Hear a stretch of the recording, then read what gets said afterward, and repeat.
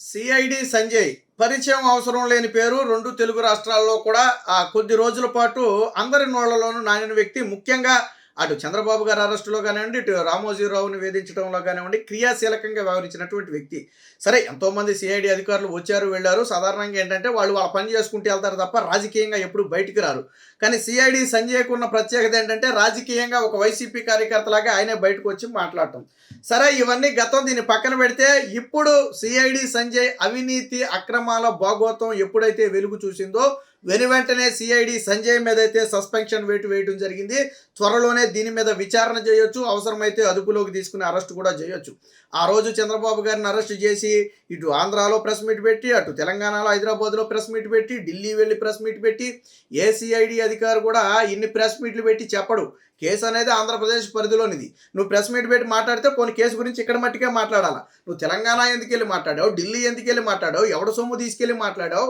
సరే, ఇవంతా తర్వాత కథలో కొత్త. ఇక సిఐడి సంజయ్ని సస్పెండ్ చేసిన కోణం వేరు. వాస్తవానికి తాను అగ్నిమాపక శాఖలో పనిచేసిన సమయంలో, ఏపీ విపత్తు నిర్వహణ అగ్నిమాపక సంస్థ డీజీగా పనిచేసిన సమయంలో ఆయా విభాగాల్లో కొంత అవినీతి అక్రమాలకు పాల్పడ్డారనేది ప్రధాన ఆరోపణ.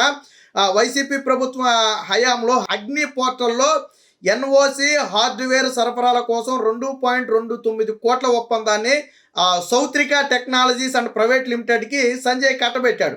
2023 ఫిబ్రవరి 23 చేసుకున్న ఒప్పందం ప్రకారం 59 లక్షలు, దాదాపు ఒక 60 లక్షలు ముందుగా చెల్లింపులు జరిగాయి.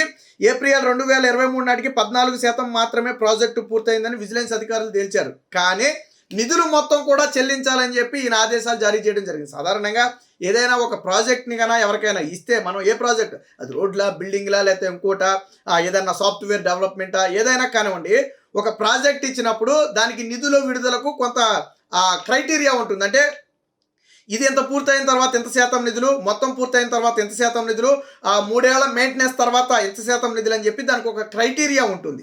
ఆ క్రైటీరియా ప్రకారం దాదాపుగా మొత్తం పూర్తయ్యే వరకు కూడా నిధులు విడుదల అనేది పూర్తిగా జరగదు. 15%, 20% అని చెప్పి దానికి ఒక క్రైటీరియా ఉంది. కానీ కేవలం 14% కూడా పూర్తవ్వకుండానే 2.29 కోట్ల రూపాయలు చెల్లించాలని చెప్పి ఏదైతే చేశాడో అది పూర్తిగా అవినీతి అక్రమం. అంటే ఒక ప్రాజెక్టు పూర్తవ్వకుండానే దానికి నిధులు మొత్తం చెల్లించేస్తే వాళ్ళు ఎందుకు ప్రాజెక్ట్ చేస్తారు? ఇంకా దీని వెనక కుట్రకోణం ఉందంటే ఆయన బహుశా అడావిడిగా నేను దిగిపోతానని చెప్పి కంగారులో ఆ నిధులు చెల్లించేస్తే దాని నుంచి ఏమన్నా వచ్చే లాభం తీసుకోవాలనుకున్నాడు ఏమో. కానీ అదొకటైతే, రెండోది ఎస్సీ ఎస్టీ అవగాహన సదస్సుల పేరుతో కొంత నిధులు తీసుకున్నాడు. ప్రభుత్వం నుంచి 1.19 కోట్లు బడ్జెట్ కేటాయించింది. ఓకే, తప్పులేదు, పెట్టవచ్చు. ఇక్కడ కూడా అతిపెద్ద స్కామ్ జరిగింది. ఏంటది? ఈయన గట్టిగా తిప్పి కొడితే 3 లక్షలు మాత్రమే ఖర్చు పెట్టి, మిగతా 1.19 కోట్లలో ఖర్చు పెట్టింది 3 లక్షలే, మిగతాది మొత్తం కూడా నొక్కేశాడు. అంటే దాదాపుగా ₹1 కోటి నొక్కేశాడు. ఎలా నొక్కేశాడు? దాదాపు ఒక 24-25 ప్రదేశాల్లో మీటింగుల పేరుతో సదస్సులు ఏర్పాటు చేస్తే ఆ భవనాలకు అద్దె లేకుండా ఫ్రీగా తీసుకున్న భవనాలు అవన్నీ. ప్రభుత్వ భవనాలు కొన్ని వాడుకున్నాడు, కొన్ని ఏమో ఫ్రీగా ఇచ్చారు, డబ్బులు తీసుకోండి. ఎందుకంటే నాడు పోలీస్ శాఖకు సంబంధించినవి కాబట్టి చాలామంది డబ్బులు తీసుకోరా. అలాగే ఫోటోగ్రాఫరు వీడియో రికార్డులు ఏవైతే ఉన్నాయో వాటిని తన సిబ్బంది చేత మొబైల్లో షూట్ చేయించేసి, లేదా సొంత సిబ్బంది చేత షూట్ చేయించేసి దానికి లక్షల్లో బిల్లు పెట్టారు. ట్రాన్స్పోర్ట్కి ఏమో ప్రభుత్వ వాహనాలు వాడుకుని దానికి మళ్ళీ లక్షల్లో బిల్లు పెట్టారు. వాస్తవానికి విజిలెన్స్ అధికారులు తేల్చింది ఏంటయ్యా అంటే, ఈ ఎస్సీ ఎస్టీ అవగాహన సదస్సుల పేరుతో నాడు సంజయ్ ఖర్చు పెట్టిన మొత్తం ఎంతో తెలుసా? కేవలం 3 లక్షలే. మరి ప్రభుత్వం నుంచి ఎంత కొల్లగొట్టారు? 1.19 కోట్లు కొల్లగొట్టారు. ఇది ఎస్సీ ఎస్టీ సదస్సుల పేరుతో. అటుపక్కేమో అగ్ని పోర్టల్కు సంబంధించి పనులు పూర్తవ్వకుండానే 2.29 కోట్ల రూపాయలు విడుదలకు ఆదేశాలు జారీ చేసి ఎన్ఓసి ఇచ్చేసారు. అంటే నో అబ్జెక్షన్ సర్టిఫికేట్. వాస్తవానికి ఎన్ఓసి అనేది పూర్తి పనులన్నీ అయిన తరువాత కానీ ఎన్ఓసి ఇవ్వకూడదు. 100% పనులు అవ్వాలి, దాన్ని టెస్ట్ చేయాలి, అదంతా మనం ఒప్పందం చేసుకున్న ప్రకారం ఉందని తేలాలి, అప్పుడు ఎన్ఓసి ఇవ్వాలి. బట్ ఇక్కడ ఏం జరిగింది? ఆ పోర్టల్ 14%, అంటే 100% పోర్టల్ పూర్తవటం అనుకుంటే 14% పూర్తవ్వకుండానే మొత్తం ఎన్ఓసి ఇవ్వడంతో పాటు డబ్బులన్నీ విడుదల చేయించేశాడు. సో దీని వెనక్కి కూడా ఒక స్కామ్ ఉంది, లేకపోతే నీకేం సంబంధం? ఫర్ ఎగ్జాంపుల్ ఒక సిమెంట్ రోడ్డు ఉందండి, ఒక తారు రోడ్డు ఉంది. ఆ కాంట్రాక్ట్ ఇచ్చినప్పుడు మొదట ఎంత శాతం అని డబ్బులు ఇస్తారు. ఆ రోడ్డు పూర్తి చేసిన తర్వాత లేదా 50% వేసిన తర్వాత కొంత ఇస్తారు. తర్వాత పూర్తిగా 100% అయిపోయిన తర్వాత నాణ్యతా పరీక్షలు జరిగిన తర్వాత అంతా ఓకే అనుకుంటే ఎన్ఓసి జారీ చేస్తారు, అప్పుడు కొంత ఇస్తారు. మళ్ళీ తర్వాత 3 ఏళ్ళు 5 ఏళ్ళు దాన్ని రోడ్ మెయింటెనెన్స్ని వాళ్ళే మెయింటైన్ చేయాలి. అంటే 3 ఏళ్ళు 5 ఏళ్ళు దానికి స్టాండర్డ్ ఉంటుంది. ఆ స్టాండర్డ్ ప్రకారం ఎప్పుడైనా మరమ్మతులు వస్తే వాళ్ళే చేయాలి. ఆ ఏడాదికి ఎంత అని చెప్పి మళ్ళీ కొంతగా ఇస్తారు. ఒకేసారి 100% ఇవ్వరు ఎక్కడా కూడా. కానీ ఇక్కడ సంజయ్ మొత్తం ఇప్పించేశాడు. ఎందుకు ఇప్పించేశాడు అంటే దీని వెనక ఈయనకి కావాల్సిన తాయిలాలు ఉన్నాయి కాబట్టి.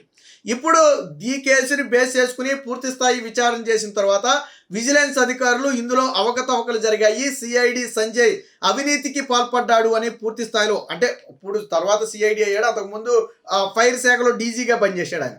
సో తేల్చిన తరువాత ఇప్పుడు ప్రభుత్వం అయితే చర్యలకు ఉపక్రమించింది.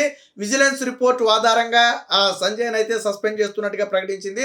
తదుపరి విచారణ కూడా సంజయ్ ఎదుర్కోవాలి, అవసరమైతే అదుపులోకి కూడా తీసుకుని ప్రశ్నించే అవకాశం ఉంది. పూర్తి స్థాయి ఆధారాలు ఆల్రెడీ గవర్నమెంట్ దగ్గర ఉన్న నేపథ్యంలో సిఐడి సంజయ్ని ప్రశ్నించి అవసరమైతే కేసు నమోదు చేసి అదుపులోకి కూడా తీసుకునే అవకాశం ఉంది. సో దీనికి సంబంధించి ఇప్పుడు రాష్ట్ర వ్యాప్తంగా కూడా చర్చనీయాంశంగా మారింది. జగన్మోహన్ రెడ్డిని నమ్ముకున్న ఏ అధికారి బాగుపడినట్టు చరిత్రలోనే లేదు.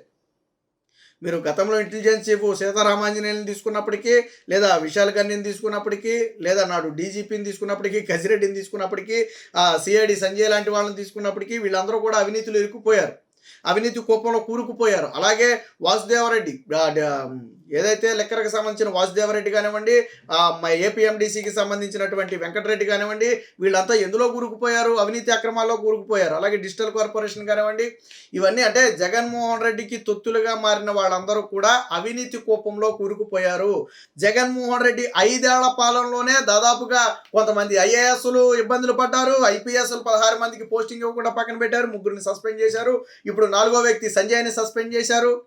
ఆల్రెడీ జత్వానీ కేసులో 3గురిని సస్పెండ్ చేసి కూర్చోబెట్టారు కదా, ఇంటెలిజెన్స్ చీఫ్తో పాటు నాడు విజయవాడ కమిషనర్గా ఉన్నటువంటి కాంతి రాణాతో పాటు విశాల్ గారిని. ఇప్పుడు తాజాగా సంజయ్. అంటే వీళ్ళందరూ జగన్మోహన్ రెడ్డికి తొత్తులుగా మారిన అందరూ కూడా అవినీతి అక్రమాల్లో కూరుకుపోయారు. శ్రీరెడ్డి లాంటి వాళ్ళు కానివ్వండి, బీపీ ఆచార్య లాంటి వాళ్ళు కానీ ఆల్రెడీ చూసాం మనం. పాపం జగన్మోహన్ రెడ్డి అక్రమాస్తుల కేసులో జైలుకి వెళ్ళి ఆయనలాగానే ఏడాది పైగా జైలు శిక్ష అనుభవించి వచ్చిన వాళ్ళు స్టిల్ ఈ రోజుకి పోయి కేసులు కొట్టేశారంటే స్టిల్ ఈ రోజుకి కేసులు నడుస్తూనే ఉన్నాయి. జగన్మోహన్ రెడ్డి రేపు దోషిగా తేలితే ఖచ్చితంగా అందులో వీళ్ళ పాత్ర ఉంది కాబట్టి వీళ్ళు కూడా కర్మ అనుభవించాలి, ఫలితం అనుభవించాలి, అందులో సమస్యలు తప్పించుకోలేరు. మరి శ్రీలక్ష్మి లాంటి వాళ్ళు మళ్ళీ సిగ్గు విడిసి జగన్మోహన్ రెడ్డి దగ్గరే పనిచేయడం ఎంత దౌర్భాగ్యమైన పరిస్థితులు చూడండి. అంటే జగన్మోహన్ రెడ్డికి తానా అంటే తందానా అనే వాళ్ళందరికీ జగన్మోహన్ రెడ్డి ఏదో రూపంలో దోచిపెట్టాడు అనడానికి ఈరోజు మాజీ సిఐడి ఏడీజీగా ఉన్నటువంటి సంజయ్ వ్యవహారమే ఒక ఉదాహరణ. చంద్రబాబు గారి అరెస్టులో ఎటువంటి ఆధారాలు లేకుండా పివి రమేష్ స్టేట్మెంట్ను మార్చేసి, ఇప్పుడు ఇక్కడితో అయిపోలా, సంజయ్ మేడకి అసలు చుట్టుకుంటుంది. పివి రమేష్ ఇచ్చినటువంటి స్టేట్మెంట్ మార్చేసి తప్పుడు స్టేట్మెంట్ ఆధారంగా చంద్రబాబును అరెస్ట్ చేయడంతో పాటు ఆధారాలు లేకుండా ఆయన 53 రోజుల పాటు జైల్లో పెట్టడంతో పాటు రామోజీరావు గారు లాంటి వారిని, ఏ రోజు కూడా మచ్చలేనటువంటి రామోజీరావు గారు లాంటి వారిని ఆయన మంచం మీద ఉంటే కూడా వెళ్ళి విచారణ చేసి ఆ ఫోటోలను సాక్షికి లీక్ చేసి ఎంత నీచంగా ప్రవర్తించారు వీళ్ళంతా. కర్మ ఉత్తినే వదిలిపెడదంటే ఉత్తినే వదిలిపెట్టదు. ఖచ్చితంగా భవిష్యత్తులో వీళ్ళందరి మేడకు ఇవి చుట్టుకోబోతున్నాయి. ఏదైతే ఈ అవినీతికి సంబంధించినటువంటి కేసులు ఉన్నాయో ఇవి భవిష్యత్తులో ఎదుర్కోక తప్పదు, అలాగే జైలు పాలు కాక కూడా తప్పదనేది ఇప్పుడు తెలుస్తున్నటువంటి విషయం.